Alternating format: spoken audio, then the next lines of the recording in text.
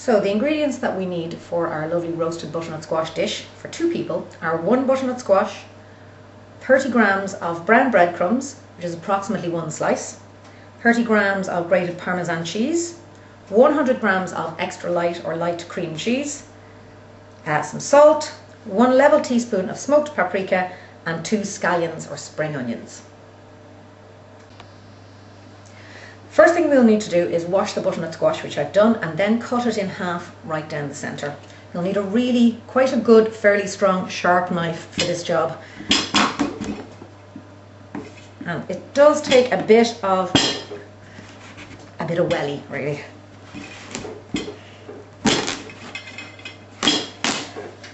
Once you have it cut in half, like this, you need to scoop the seeds out and get rid of them.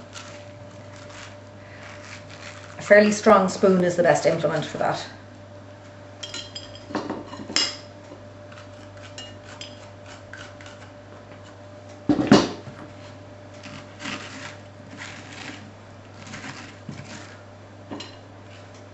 Okay, once that's done, we're going to use a small sharp knife to score through the thicker part of the butternut squash.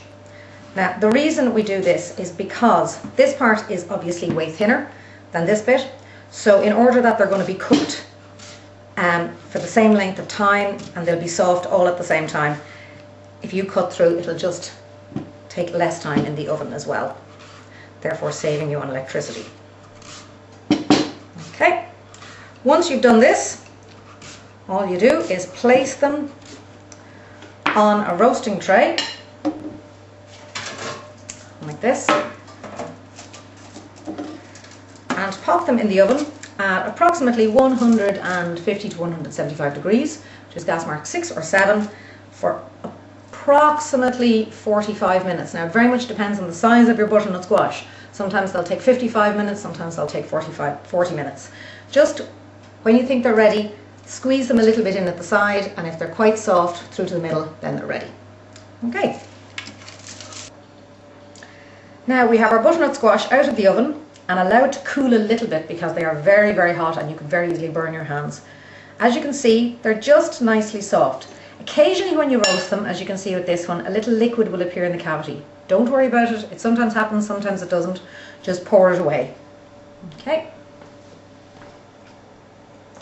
Now what you're going to do is scoop the flesh out, trying to keep the skin intact, because you're going to put the nice stuffing back in to the skin and you don't want the whole thing to disintegrate in the oven when you're rebaking it. So.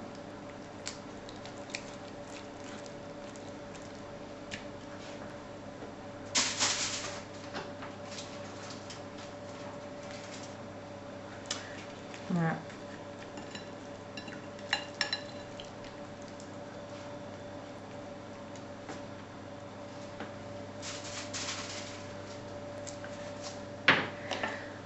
Now we're going to mash this and add in the nice flavourings, which in this case are going to be half of the smoked paprika, because the rest is going to go into the topping.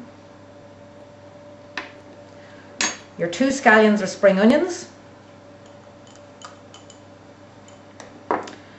your extra light cream cheese,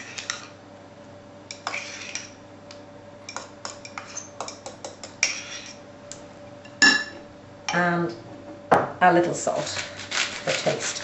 You won't need to add pepper to this because the smoked paprika is quite hot and quite spicy, and it is a type of pepper anyway. Mash it all up, and then you are going to put the stuffing back into the shells of your butternut squash, the skins of the butternut squash, which you put back onto your roasting tray again. Okay, there we go.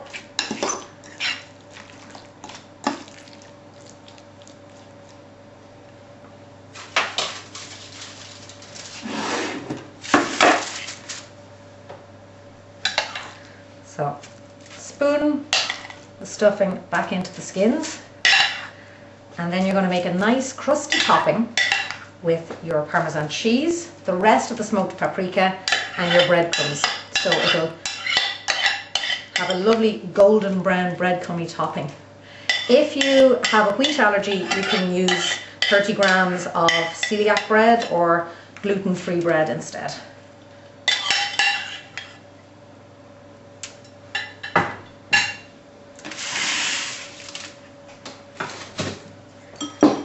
Breadcrumbs first,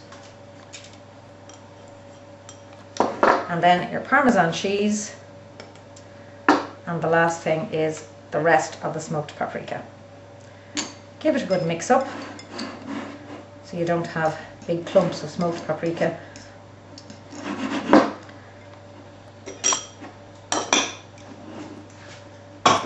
And the last thing you do is just sprinkle your nice topping all across the top, evenly spread out. Pop them back into the oven and bake them again at 175 degrees, gas mark 7, for approximately 15 to 20 minutes, or until the cheese is melted and the breadcrumbs have gone a lovely golden brown.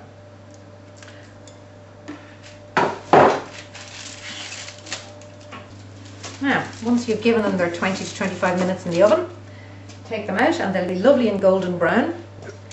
Just very gently lift them up onto a fish slice and pop one onto each plate. Serve with a side salad as a delicious lunch. Very low fat, full of fibre. And don't forget, of course, that you can eat the skin of butternut squash. It's very tasty, it's very good for you. This dish can also be done the day before, and the butternut squash can be left in the fridge, ready to go before it gets popped in the oven. But of course you must give it about an extra 5 or 10 minutes because they'll be going from chilled. Enjoy your butternut squash.